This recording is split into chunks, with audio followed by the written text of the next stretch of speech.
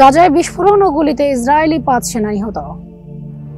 ফিলিস্তিনের গাজার উত্তরাঞ্চলে গতকাল সোমবার রাতভর অভিযান চালানোর সময় ইসরায়েলের ৫ সেনা নিহত হয়েছেন বলে দেশটির সামরিক বাহিনী জানিয়েছেন। গাজা যুক্তরাষ্ট্র সমর্থিত একটি সম্ভাব্য যুদ্ধবিরতির চুক্তি নিয়ে আলোচনার জন্য বর্তমানে ওয়াশিংটনে অবস্থান করছেন ইসরায়েলি প্রধানমন্ত্রী বেনিয়ামিন নেতানিয়াহু। ফিলিস্তিনি স্বাধীনকামী সশস্ত্র সংগঠন হামাস ও যুদ্ধবিরতির প্রস্তাব নিয়ে ইতিবাচক মনোভাব দেখিয়েছেন। নেতানিয়াহু ওয়াশিংটন সফরের মধ্যে ইসরায়েলি সেনাদের নিহত হওয়া এ খবর এলো। এদিকে যুদ্ধবিরতি নিয়ে আলোচনা চললেও গাজায় ইসরায়েলের হামলা থামেনি।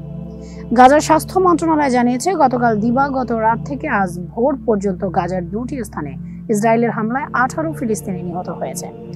ইসরায়েলের একজন নিরাপত্তা কর্মকর্তা বলেছেন, গাজার উত্তরের বেইত হানুন এলাকায় অভিযান চালানোর সময় ইসরায়েলি সেনাদের লক্ষ্য করে বিস্ফোরণ ঘটানো হয়। গাজা যুদ্ধের শুরু থেকে এলাকায় ইসরায়েলি সেনাদের অভিযানের প্রধান লক্ষ্যবস্তুগুলোর একটি ছিল।